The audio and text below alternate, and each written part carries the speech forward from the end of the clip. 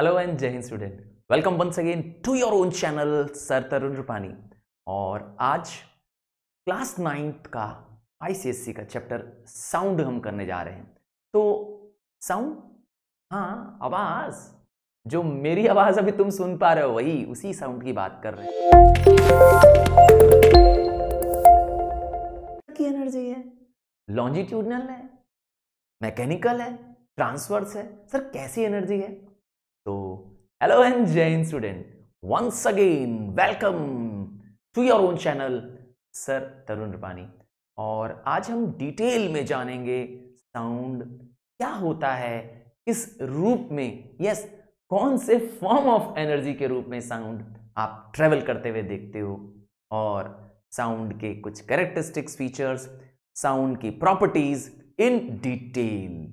तो स्टार्ट करते हैं। तो साउंड क्या है? तो आपने तो बता दिया कि साउंड एक फॉर्म ऑफ एनर्जी है। जी, sound is a form of energy. But कैसी एनर्जी? एक ऐसी एनर्जी जो सेंसेशन ऑफ हियरिंग पैदा करती है। आप ध्यान से देखेंगे कि साउंड जो है, यस साउंड जो है हमारे ईयर तक, हमारे कानों तक पहुंच रही है एक वाइब्रेशंस के साथ। आइए, तो sound is produce by the vibrations. जहां भी हल्की सी भी वाइब्रेशंस होगी। सर वाइब्रेशंस क्या होता है? हाँ, any to and fro is called as vibrations. तो सर कहां हो रहा है टू एंड फ्रो? आप जब बोल रहे हैं टू एंड फ्रो कहां हो रहा है? जी, वोकल कॉर्ड में। तो वोकल कॉर्ड में हमारे क्या है, दो कॉर्ड्स हैं जो क्या कर रहे होते हैं, टू एंड फ्रो मूव कर रहे होते हैं। जी, कुछ इस तरीके से होते हैं हमारे वोकल कॉर्ड्स। तो जब एयर लंग से बाहर आ रही होती है तो वो इन कॉर्ड्स को क्या करती रहती है, मूव कर देती है। सर और कहां से आवाज आती है? तो जब आप देखते हो स्क्रीन पर मैं टच कर रहा हूं, वाइब्रेशन हो रहा है डियर। ये बोर्ड क्या कर रहा है, वाइब्रेट कर रहा है। सर हमको तो नहीं दिख रहा वाइब्रेट करते हुए। जी, तो पंखा चल रहा है तब भी वाइब्रेट कर रहा है। हाँ, तो जब भी क्या होगा, बॉडी वाइब्रेट करेगी। ये जरूरी नहीं है कि टू एंड फ्रो इतना बड़ा हो कि आपको दिखाई दे, बट वाइब्रेशन तो होगा।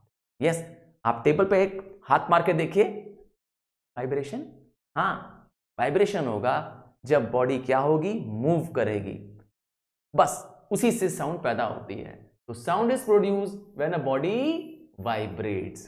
तो हर वाइब्रेटिंग बॉडी साउंड का सोर्स है। गले में मैंने बताया वोकल कॉर्ड है, वो साउंड का सोर्स है। बेल बजा दीजिए, घंटी बजाइए, टन टन टन। तो बेल क्या कर रही है? यस, गॉन्ग प्रोड्यूस कर रही है, वो भी वाइब्रेट कर रही है। इसी तरह से हर साउंड प्रोड्यूसिंग बॉडी वाइब्रेट जरूर करेगी। आइए, sound is a form of energy, ये तो आप जानते हैं। बट जो मैं आपसे बात कर रहा हूं और मेरी आवाज आप सुन पा रहे हैं, वो किस रूप में सुन रहे हैं? अगर आप कहते हैं सर लॉन्जिट्यूडनल एनर्जी के रूप में सुन रहे हैं, यू आर राइट। जी, तो साउंड एनर्जी के रूप में है।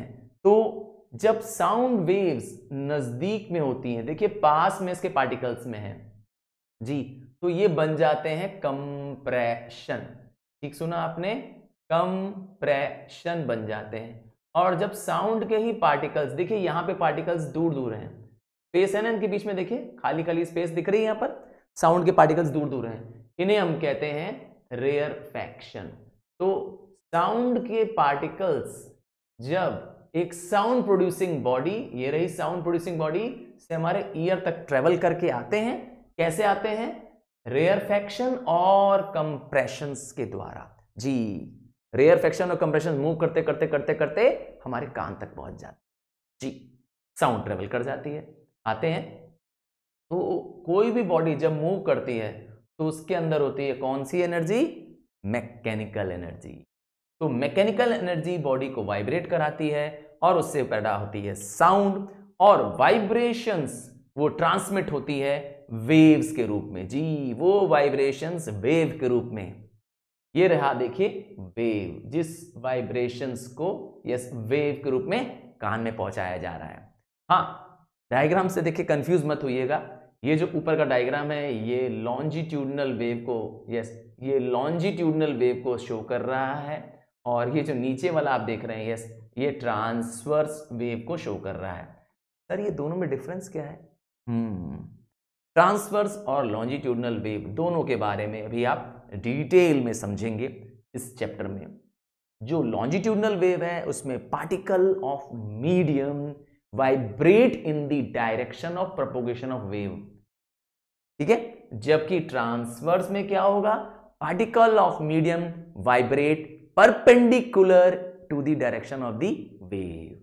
समझ गए दोनों में डिफरेंस क्या है? आइए अगले डायग्राम पे, अगले स्क्रीन पे ले चलते हैं आपको जी।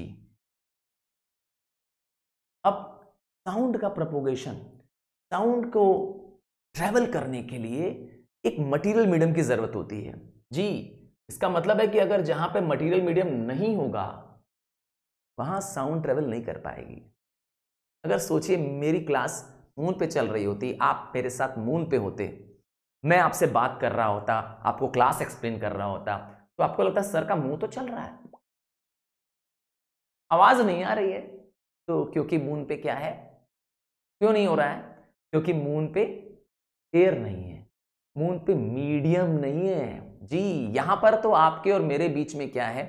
एयर है। जब आप मेरे पास यस फिजिकल क्लास में भी मौजूद होते तो भी आप क्या करते? मेरी आवाज सुन पाते। अभी आप मेरे साथ लाइव मौजूद हैं वहां पर, यस, मैं इस तरफ हूं कैमरे के और आप उस तरफ हैं जी। तो आप अपने ही मोबाइल से अगर सुन रहे हैं, टैब से सुन रहे हैं, या कंप्यूटर के यस स्पीकर से सुन रहे हैं, तो वो साउंड ट्रेवल करके आपके कानों तक जा रहे हैं। तो चलिए देखते हैं कैसे साउंड को मीडियम की जरूरत पड़ती है कि नहीं। तो मटेरियल मीडियम होना is necessary for the propagation of sound. Sound बिना उसके तो ट्रेवल कर ही नहीं सकता है। और सबसे इंपॉर्टेंट चीज, मीडियम कैसा होना चाहिए? मीडियम इलास्टिक होना चाहिए। इलास्टिक, रिजिड मीडियम में क्या होता है? साउंड ट्रेवल नहीं कर पाती है। इलास्टिक मतलब होता है तभी तो वो वाइब्रेट करेगा जी, तभी तो वाइब्रेट कर पाएगा, तभी तो वो क्या करेगा? कम बैक करेगा अपने पोजीशन से। और क्या खास होना चाहिए? उस मीडियम में इनर्शिया होनी चाहिए। सर ये इनर्शिया क्या होती है? इनर्शिया बॉडी के मास पे डिपेंड करती है। अगर बॉडी में मास होगा तो बॉडी में इनर्शिया भी होगा जी, और तभी उसके अंदर क्या होगी? मैकेनिकल एनर्जी आएगी। And last, medium should be frictionless, ताकि एनर्जी का लॉस प्रोपोगेशन के समय कम से कम हो। फ्रिक्शन याद होगा, two opposite moving body, yes, जब दो opposite moving body in contact होंगी कॉज फ्रिक्शन करती हैं। Rubbing of feet with the ground सबसे आसान एग्जांपल है, फ्रिक्शन है जी। तो एक एग्जांपल से स्क्रीन पे आप देख सकते हैं, थोड़ा डायग्राम को ध्यान से देखेंगे तो आपको समझ में आएगा कि गैस में जिसमें पार्टिकल्स कम से कम है, सबसे number of particles minimum gas में है, उसमें साउंड फास्ट ट्रेवल करता है। थोड़ा और आगे बढ़ जाइए, लिक्विड को देखिए, इसमें पार्टिकल्स गैस के कंपैरिजन में ज्यादा हैं जी, और यहां पे साउंड की स्पीड और ज्यादा है। And last but not the least, solid. Solid में साउंड की स्पीड फास्टेस्ट है। सर ऐसा क्यों? तो ये रीजन है इलास्टिक होने का, और ये रीजन है इनर्शिया होने का। तो सॉलिड में पार्टिकल डेंस है, मॉलिक्यूल्स क्लोजली पैक्ड हैं, तो सॉलिड में इनर्शिया ज्यादा है। और नतीजा इसका मतलब है कि अगर कोई सॉलिड ऑब्जेक्ट होगा तो वहां साउंड जल्दी पहुंचेगा लिक्विड के मुकाबले, और लिक्विड गैस के कंपैरिजन में फास्ट ट्रेवल कराएगा। जो मेरी आवाज आप सुन पा रहे हैं जी, जो मेरी आप आवाज सुन पा रहे हैं वो किसके मीडियम से ट्रेवल कर रही है? यस, एयर में, गैस में मीडियम में ट्रेवल कर रही है, ठीक है। और एयर में स्पीड ऑफ साउंड लो है। आइए, तो sound can propagate not only in gas, जो कि अभी हम लोगों ने डिस्कस किया, but also in solids and liquids. Sound solids, liquids, gases सब में मूव कर सकता है, सब में साउंड वेव ट्रेवल कर सकती है जी। तो ब्लैंकेट्स या थिक कर्टन्स क्यों लगाते हैं आप घर पे? कर्टन्स कभी सोचा है? कमरे में कर्टन्स लगे होते हैं, ब्लैंकेट लगे होते हैं, तो वो साउंड वेव को एब्जॉर्ब कर लेते हैं। जी, साउंड वेव को एब्जॉर्ब कर लेते हैं। और जब कहीं पे इको हो रहा होता है या कोई बड़े हॉल्स होते हैं, हाँ सिनेमा हॉल्स में तो आप ध्यान देंगे एक स्पेशल साउंड या साउंड प्रूफिंग मटेरियल लगा हुआ है, जहां पर एक्सेस ऑफ साउंड क्या हो जाती है, एब्जॉर्ब हो जाती है सिनेमा हॉल्स में। जी हाँ, जब आप मूवी देखने जा रहे होते हैं तो साउंड जब ट्रांसमिट हो रहा है तो कर्टन्स, जी ब्लैंकेट्स, थिक कर्टन्स, क्लॉथ्स क्या करते हैं, साउंड को एब्जॉर्ब कर लेते हैं।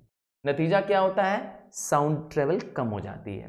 तो साउंड को रोकने के लिए क्या करना पड़ेगा आपको, जी वैक्यूम क्रिएट करना पड़ेगा, क्योंकि साउंड वैक्यूम में ट्रेवल नहीं कर सकता है। वैक्यूम मतलब जहां मीडियम ही नहीं है, और साउंड को चाहिए मीडियम, वो भी मटेरियल मीडियम। अब वो सॉलिड हो, लिक्विड हो या गैस हो। सबसे हाईएस्ट स्पीड साउंड की किस में है, सॉलिड में। याद रखेंगे। चलिए आगे बढ़ जाते हैं अगले स्लाइड की तरफ। जी, propagation of sound in a medium, किस तरीके से sound in a medium travel करता है, इसके लिए आप एक ये रहा एक डायग्राम, ध्यान से देखेंगे तो साउंड प्रोड्यूसिंग बॉडी आपको दिखाई दे रही होगी। जी, और ये जो साउंड प्रोड्यूसिंग बॉडी है, जी ये जो साउंड प्रोड्यूसिंग बॉडी है लॉन्जिट्यूडनल वेव के द्वारा, जी लॉन्जिट्यूडनल वेव, क्योंकि ये एयर में है, जी एयर में है तो लॉन्जिट्यूडनल वेव के द्वारा इस साउंड प्रोड्यूसिंग बॉडी से वेव्स ट्रेवल करते हुए, जी वेव्स ट्रेवल करते हुए हमारे ईयर तक पहुंच रही है। यस, तो ये कैसे पहुंच रही है, तो मैंने बताया कि जहां से साउंड निकल रहा है, लेट्स से मेरे माउथ से अभी साउंड निकल रहा है, तो ये साउंड क्या कर रहा है, आने वाले सरफेस में जो एयर की स्पेस है वहां पे क्या कर रहा है, कंप्रेशन पैदा कर रहा है। कंप्रेशन में क्या होता है, पार्टिकल्स नजदीक आ जाते हैं, फिर जो उसके पीछे वाले पार्टिकल्स होते हैं वो क्या हो जाते हैं, स्प्रेड हो जाते हैं। एंड कंप्रेशन, जहां पार्टिकल्स नजदीक नजदीक होते हैं, एंड रेयरफेक्शन डेवलप हो जाता है। जी, और दो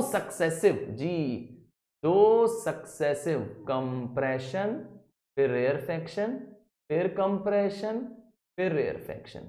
यस, दो सक्सेसिव कंप्रेशंस के बीच में जी वेव लेंथ होती है। तो distance between two successive compressions या टू सक्सेसिव रेयरफेक्शंस, इन दोनों को हम कहते हैं वेवलेंथ। मैं सिंबल बना दूं वेवलेंथ का, जी ये रहा सिंबल वेवलेंथ का, ठीक है। पर यही साउंड वेव्स अगर ट्रांसवर्स वेव की बात करें, जी ट्रांसवर्स वेव की बात करें, तो साउंड वेव्स जो है वो आपको लगेगा कि किसी ने क्या कर दिया है, लहर बना दी है।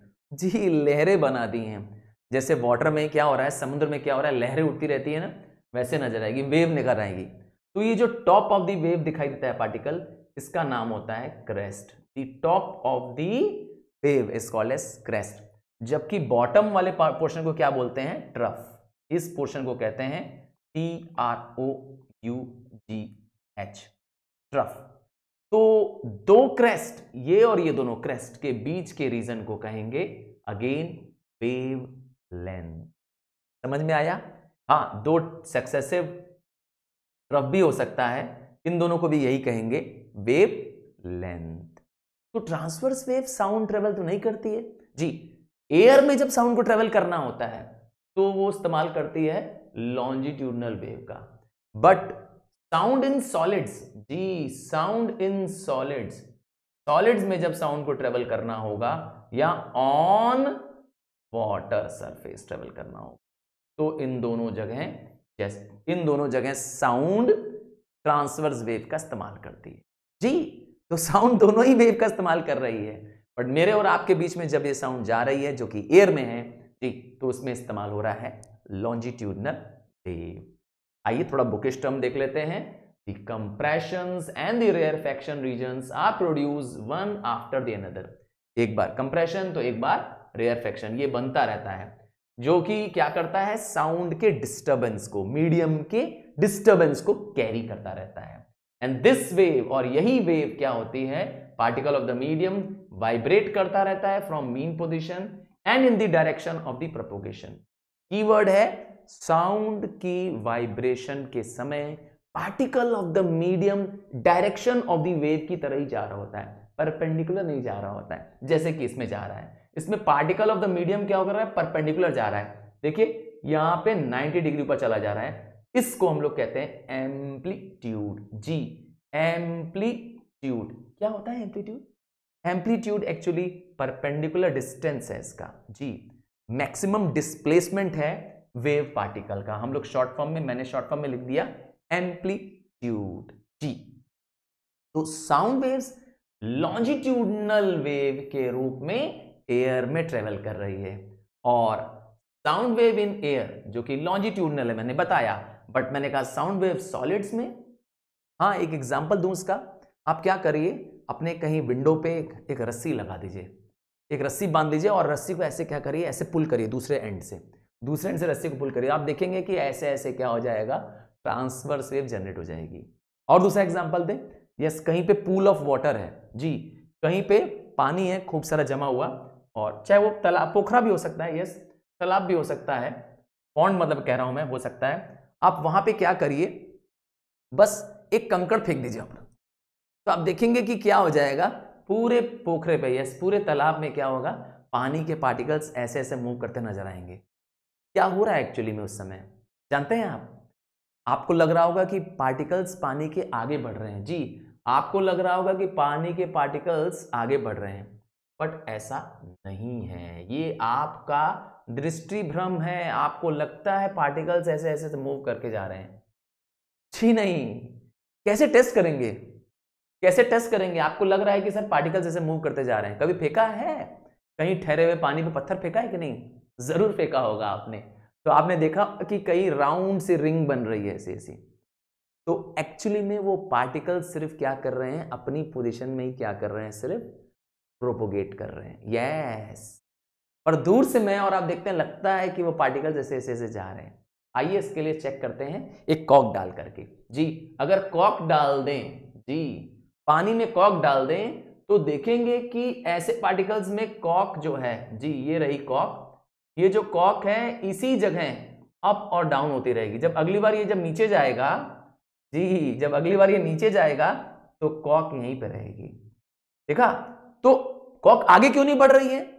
क्योंकि कॉक आगे इसलिए नहीं बढ़ रही है क्योंकि अपनी ही पोजीशन में पार्टिकल्स, देखा ऐसे से मूव करते ना, आपको लगता है कि अरे लहरें तो आगे बढ़ रही हैं, जी तो वो है ट्रांसवर्स वेव। आइए, वी नोटिस दैट द कॉक डज नॉट मूव अहेड। जी ये कॉक मूव नहीं करती है, it moves only up and down. जी it moves up and down, फिर अप तो अपनी पोजीशन पर रहती है। पर मैंने कहा ना, ये हमारा क्या है, दृष्टि भ्रम।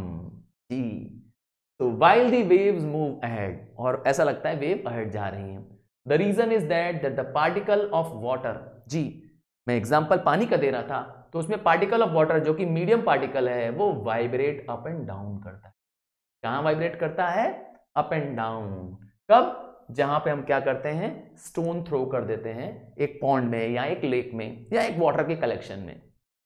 ये बहुत कॉमन ऑब्जर्वेशन है, ठीक है। कुछ इस तरीके से वेव पार्टिकल मूव करती हैं। हम लोग ऐसी वेव पार्टिकल जिसमें particle of the wave propagate perpendicular, जी 90 डिग्री के मोशन को, जी इस परपेंडिकुलर मोशन को कहते हैं, यस ट्रांसवर्स वेव। ऐसी वेव्स को कहते हैं ट्रांसवर्स वेव। स्क्रीन पे आप देख भी पा रहे होंगे, और ये रहा क्रेस्ट, ये भी रहा क्रेस्ट, और दो सक्सेसिव क्रेस्ट के बीच में मिल गया आपको वेवलेंथ, या ये रहा ट्रफ और यहां भी है ट्रफ, दो सक्सेसिव ट्रफ के बीच में, दो सक्सेसिव ट्रफ के बीच में मिल जाएगा आपको अगेन वेवलेंथ। जी आगे बढ़ जाता हूं, यहां तक क्लियर हो गया होगा। चलो याद रखिएगा, क्लास 9th का एक डेडिकेटेड बैच बना रखा है हमने, नाम है सुपर स्टार्स। नहीं, ये 10th का बैच है। जी 10th का बैच है, आपके सीनियर्स का बैच है, और आप लोगों के लिए 9th क्लास के लिए एक डेडिकेटेड बैच है राइजिंग स्टार्स। ये राइजिंग स्टार्स है, ये वो तारे हैं जो अब आसमान में, क्षितिज में चमकने जा रहे हैं, और बहुत जल्दी ये सुपरस्टार्स बन जाएंगे। तो चलो, अगर आपने ज्वाइन नहीं किया है इस बैच को, जिसमें हर क्लास वीडियो लेसन्स, लेक्चर्स और इवन नोट्स एब्सोल्युटली फ्री है आप लोगों के लिए। तो do join it and help your classmates, friends also to join it. चलिए आगे बढ़ जाते हैं। आपने देख लिया ट्रफ और क्रेस्ट के बारे में, आपने देख लिया कि ट्रांसवर्स वेव, जी ट्रांसवर्स वेव हेल्प करती है, जी transverse wave can be produced in solids and on the surface of liquid. देखिए कीवर्ड क्या है, सरफेस के, यस लिक्विड के सरफेस के ऊपर, अंडर द सरफेस नहीं होगा, ठीक है, पानी के अंदर गहराई पे नहीं, पानी के ऊपर सरफेस पे ट्रांसवर्स वेव मिलेगी और सॉलिड्स में मिलेगी जी, और इन सॉलिड्स मिलेगी। तो इसका मतलब है साउंड ट्रेवल इन सॉलिड्स कैसे करती है, किन वेव्स के द्वारा करती है, ट्रांसवर्स की, और साउंड वेव्स ट्रेवल करती है on the surface of liquid, फिर से ट्रांसवर्स वेव, ठीक है। और एयर में साउंड ट्रेवल कर रही है जैसे अभी कर रही है, लॉन्जिट्यूडनल वेव। अब नहीं भूलोगे। चलो अब आते हैं इन्हीं वेव्स के ऊपर डिस्कस करते हैं कि जो वेव मोशंस होते हैं जी, ये जो दो तरह की वेव मोशंस पढ़ी आपने, लॉन्जिट्यूडनल और ट्रांसवर्स वेव, तो ये वेव पीरियोडिक डिस्टर्बेंस की वजह से पैदा होता है। सर एक एग्जांपल दीजिए, समुद्र की बात करते हैं जी, समुद्र में हर समय लहरें उठती रहती हैं, ऐसा क्यों होता है, हर समय क्यों समुद्र में लहरें उठती हैं, नदी में तो सर नहीं इतनी दिखाई देती हैं। तो ओशन में क्या हो रहा है, परमानेंट विंड्स, जी परमानेंट विंड्स क्या कर रही हैं, ब्लो कर रही हैं, ओशन को ऑब्स्ट्रक्ट करने के लिए कुछ नहीं है, रास्ते में रोकने के लिए कुछ नहीं है, इस विंड्स आ रही हैं, ओशन के सरफेस टकरा रही हैं, तो एक परमानेंट पीरियोडिक मोशन हो रहा है, एक सर्टेन टाइम इंटरवल बाद क्या हो रही है, वेव पार्टिकल पैदा हो रही है। तो पीरियोडिक डिस्टर्बेंस है, कंटिन्यूअस इंटरवल पे वेव प्रोड्यूस हो रही है। हाँ दूसरा एग्जांपल है, दूसरा एक रीजन है, कैरेक्टरिस्टिक्स है कि इनका प्रोपोगेशन के लिए मीडियम होना जरूरी है।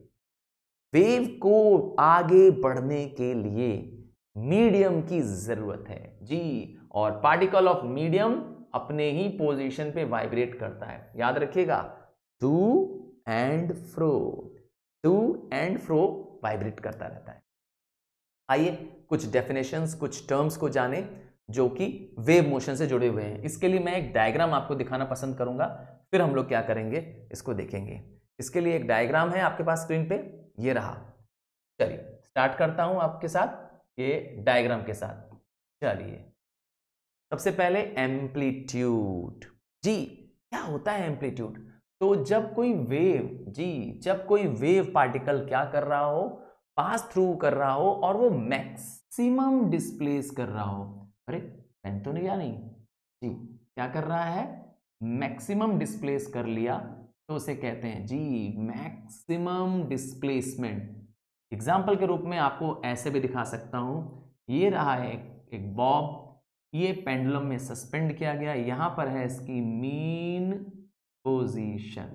अब इसको यहां तक ले जाते हैं, लेट्स से, ठीक है, इस बॉब को यहां तक ले जाते हैं, तो ये जो डिस्टेंस है इसका अपने मीन पोजीशन से जितना मैक्सिमम दूर ले गए हैं, ये इसका एम्पलीट्यूड है जी, एम्पलीट्यूड है, मैक्सिमम डिस्प्लेसमेंट जी of the particle on the either side. Yes either side मतलब वो इधर भी हो सकता है और इधर भी, यस आइदर साइड, दोनों साइड हो सकता है। और इसके लिए सिंबल है क्या, सिंबल है ए, और मेजर किस में करते हैं, इसका एसआई यूनिट क्या है एम्पलीट्यूड का, क्योंकि एम्पलीट्यूड डिस्टेंस है और डिस्टेंस का एसआई यूनिट मीटर है। अगला है टाइम पीरियड, तो अगर वेव के पार्टिकल को टू एंड फ्रो मोशन करना है, टू एंड फ्रो मोशन करना है, तो एक complete to and fro motion करने में जितना टाइम लगेगा उसका नाम हो जाएगा टाइम पीरियड। और टाइम तो आप जानते ही हैं, यस सेकंड्स में मेजर करते हैं।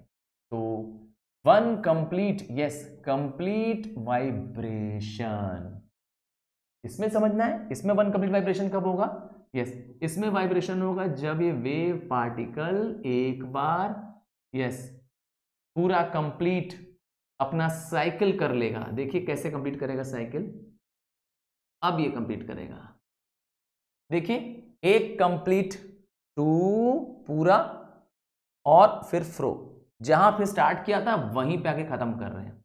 जब ऐसा कर लेगा तो इतने टाइम को कहेंगे टाइम पीरियड। अब टाइम पीरियड मैंने कहा था सेकंड में मेजर होगा, ऐसा यूनिट हो गया इसका। फ्रीक्वेंसी, तो कितने वाइब्रेशंस एक सेकंड के अंदर, सोचो टाइम एक ही सेकंड हो और उसको वाइब्रेशंस कंप्लीट करने हो, तो कितने वाइब्रेशंस ले पा रहा है, कितने टू एंड फ्रो मोशन कर पा रहा है एक सेकंड में, इसको मेजर कर दो तो बन जाता है फ्रीक्वेंसी। और फ्रीक्वेंसी और टाइम एक दूसरे के क्या होते हैं, रिवर्स होते हैं। जी ठीक सुना आपने, फ्रीक्वेंसी और टाइम जो होते हैं एक दूसरे के रिवर्स होते हैं। मतलब अगर आपको क्या करना हो, फ्रीक्वेंसी निकालना हो जी, अगर आपको फ्रीक्वेंसी निकालना हो तो आपको क्या करना पड़ेगा, यस आपको करना पड़ेगा टाइम का reverse. Yes, frequency is equal to one by time. जी, फ्रीक्वेंसी और टाइम एक दूसरे के रेसिप्रोकल में है जी। आगे बढ़ जाऊं, यस, वेव लेंथ। जी, wavelength is the distance travelled by wave in one time period. जी, एक कंप्लीट टाइम पीरियड में कितना वेव ट्रेवल करती है। जैसे एग्जांपल के रूप में अगर वेव ने ट्रेवल करना है इस पॉइंट से जी, और वेव एक कंप्लीट मोशन करती है, तो ये बन जाता है यस इसका वेव लेंथ। एक कंप्लीट मोशन है, जहां से स्टार्ट किया था वहीं पे खत्म हो गया, ठीक है। और वेवलेंथ को मेजर करने के लिए हम लोग यूज करते हैं अगेन मीटर। ऐसा यूनिट क्या है इसका, मीटर है। आइए वेव वेलोसिटी को भी जान ले।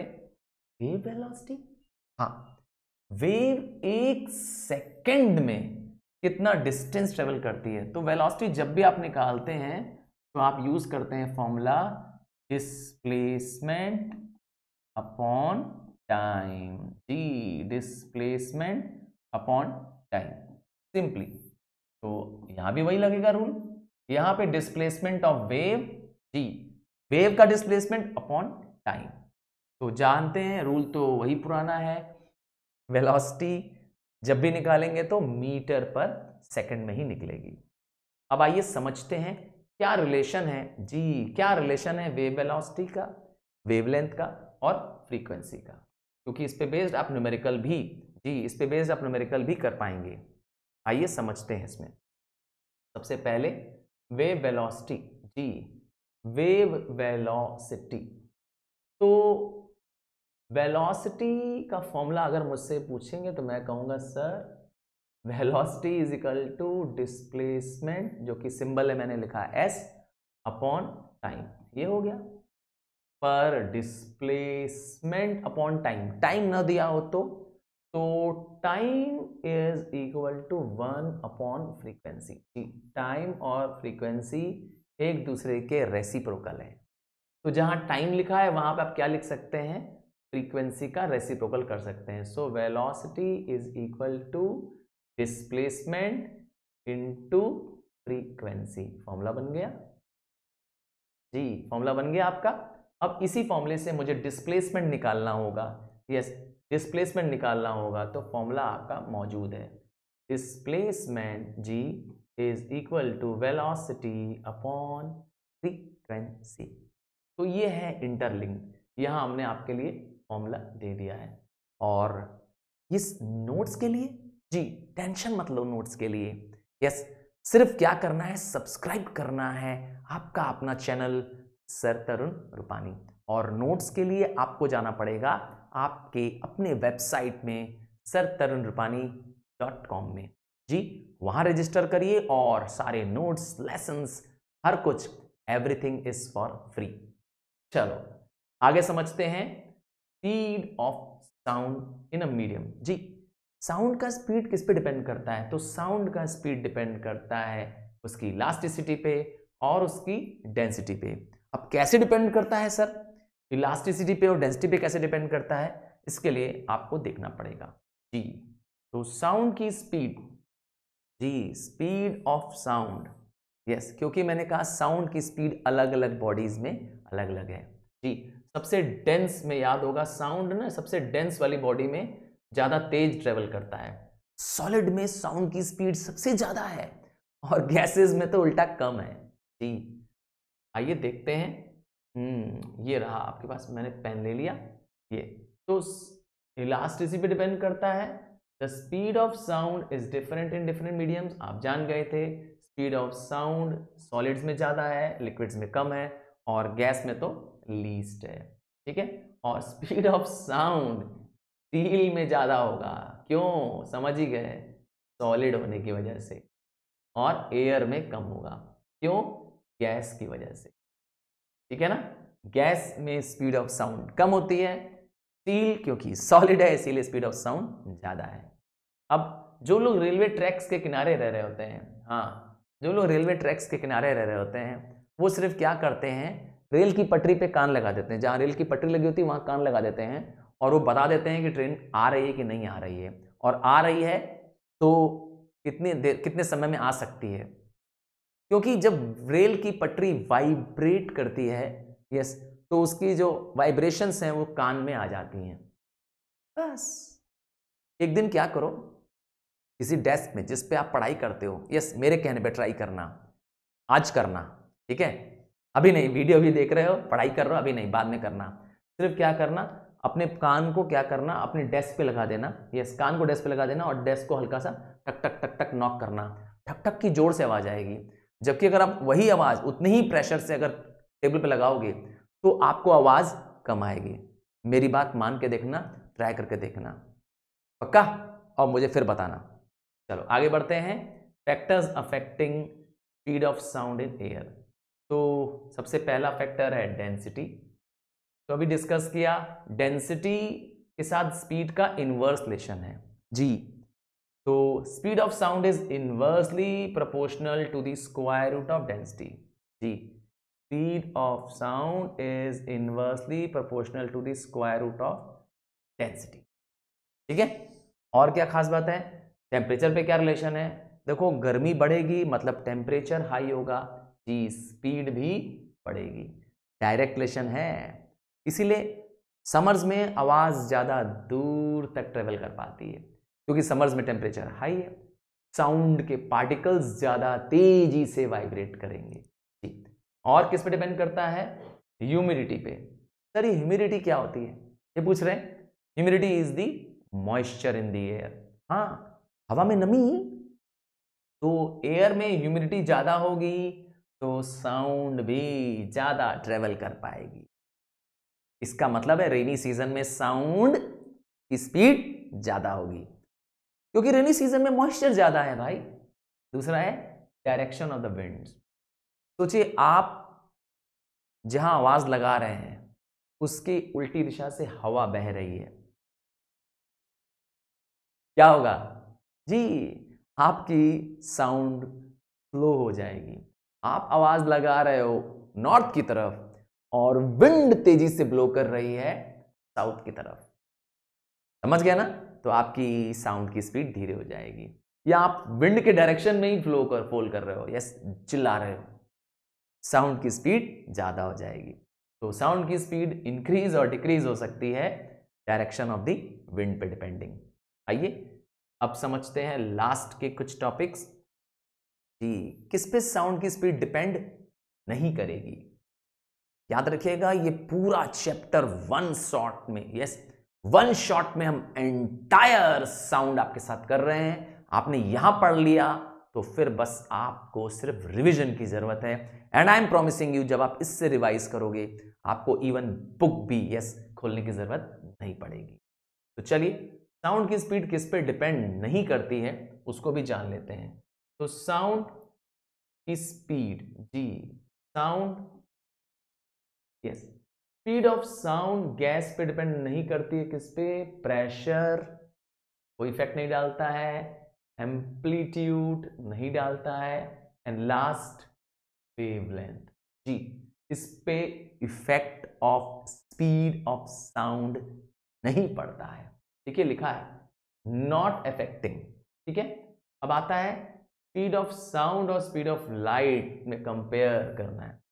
आपने सुना होगा जी, आपने सुना भी होगा कि जब कोई बिजली कड़कती है तो आप बिजली कड़कने की आवाज को जी, बिजली कड़कने की आवाज को बाद में सुनते हो और बिजली कड़कना पहले देख लेते हो, क्यों, रीजन जानते हैं आप जी, डेफिनेटली आप जानते होंगे, क्योंकि speed of light is very very high. कितनी है स्पीड ऑफ लाइट? 3 × 10⁸ मीटर पर। क्या आपने कभी दीपावली के दिन, जी कभी दीपावली के दिन या कभी आपने पटाखे जब जल रहे होते हैं, जी जब फायर क्रैकर्स जल रहे होते हैं, तो आपने महसूस किया कि वो पटाखे आपको फट जाते हैं, दूर से दिखाई देता है कि फट चुके हैं, पर आपको आवाज कुछ देर बाद सुनाई देती है। रीजन सेम है। तो लाइट ट्रेवल कर गई, आपकी लाइट आपकी आंखों तक आ गई, पर उसके फटने की आवाज, तो दोनों साथ में ही होता है।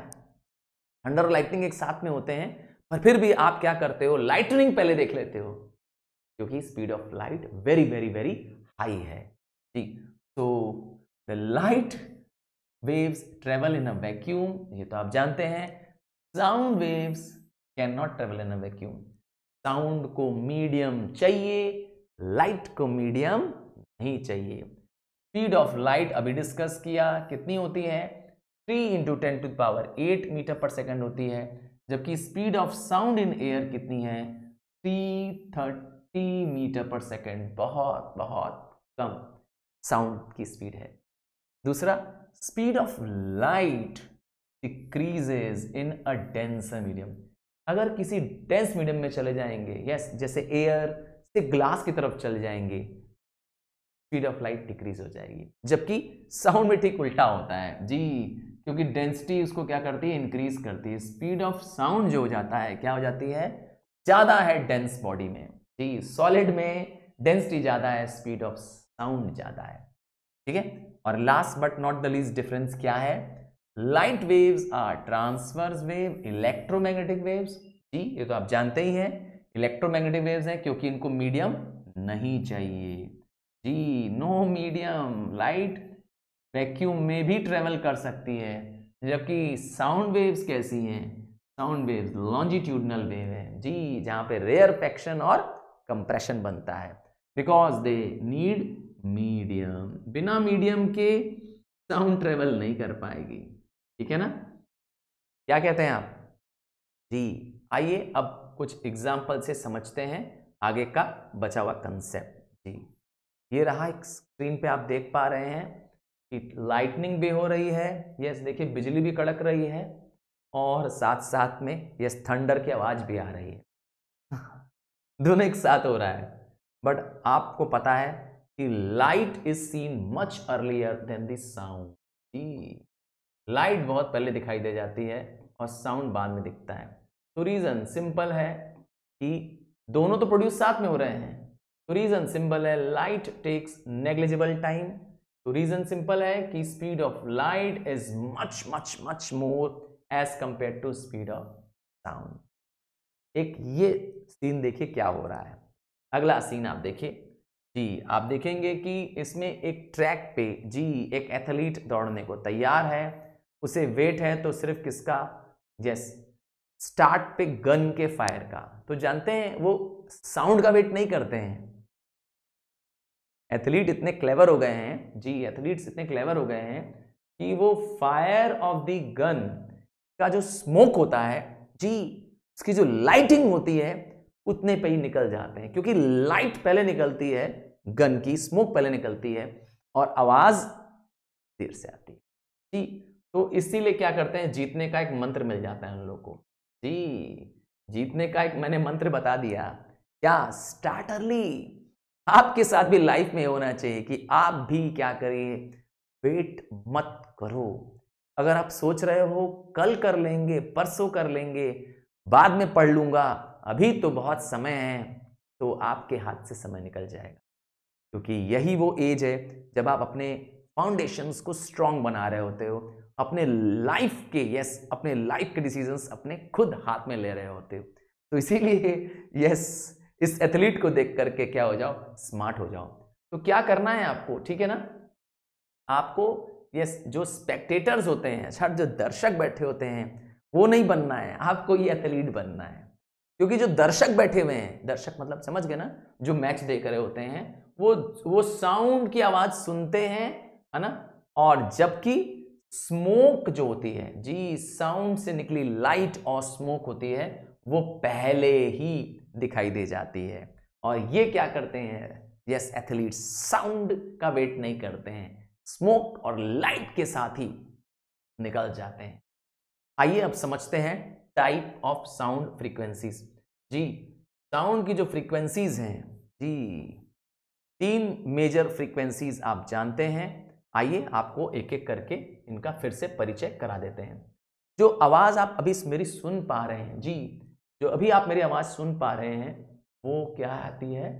Audible range. Audible, yes, sonic range जी, इसी को हम कहते हैं सोनिक। तो ये जो ऑडिबल रेंज है वो 20 हर्ट्ज से लेकर के 20,000 हर्ट्ज के बीच में है जी। 20 to 20,000 हर्ट्ज है। ये वो साउंड रेंज है जो हम और आप जी, मैं और आप यस सुन पाते हैं। इसी को ऑडिबल रेंज कहा गया है। और ये हमारे ह्यूमन ईयर्स जो हैं इसी साउंड के लिए सेंसिटिव हैं जी। हम लोग वैसे नॉर्मली क्या करते हैं, 2000 3000 हर्ट्ज की साउंड को बहुत इजीली सुन लेते हैं जी। जबकि बहुत जो फीबल नॉइज होती है, बहुत फीबल आवाज होती है, हल्की सी आवाज होती है, वो मिनिमम जो हम सुन पाते हैं वो है 20 हर्ट्ज। उसके नीचे की आवाज नहीं सुन पाते हैं। एलिफेंट्स को माना जाता है जी, एलिफेंट्स को माना जाता है कि वो 20 हर्ट्ज से नीचे की भी साउंड प्रोड्यूस कर सकता है जी। और ऐसी साउंड को क्या कहते हैं? इंफ्रासोनिक। ठीक है, इंफ्रासोनिक साउंड्स। इंफ्रासोनिक साउंड्स की फ्रीक्वेंसी लेस देन 20 हर्ट्ज होती है। 20 हर्ट्ज से भी फ्रीक्वेंसी इनकी कम होती है। देखिए 20 हर्ट्ज से कम की तरफ है।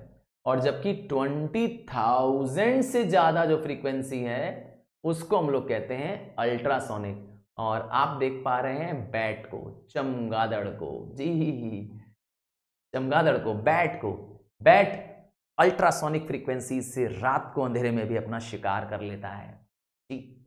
कैसे? क्योंकि जो अल्ट्रासोनिक फ्रीक्वेंसीज होती हैं वो एक साउंड की तरह लाइट पार्टिकल की तरह मूव करती हैं और वो ऑब्जेक्ट से स्ट्राइक करके वापस आ जाती है। और वो अपने कान से क्या करता है? ऑब्जेक्ट का डिस्टेंस पता कर लेता है। आइए इस डायग्राम को फिर से देखें और आपको स्क्रीन पे समझ में आ जाएगा जी।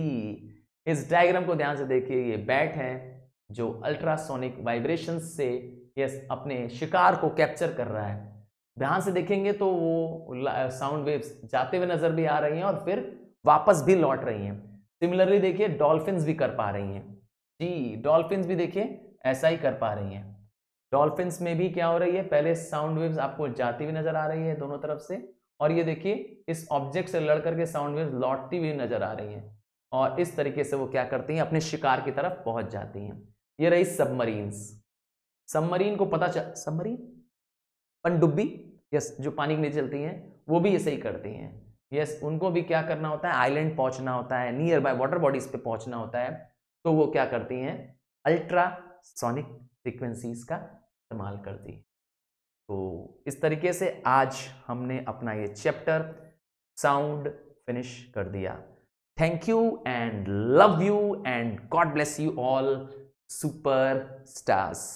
मुझे पूरा यकीन है कि आप न सिर्फ खुद जुड़ेंगे और पूरे लेसन्स को स्मार्टली कवर करेंगे और अपने क्लासमेट्स फ्रेंड्स को भी क्या करिए, इसके साथ जोड़िए। आपका अपना channel sir Tarun Rupani. God bless you all.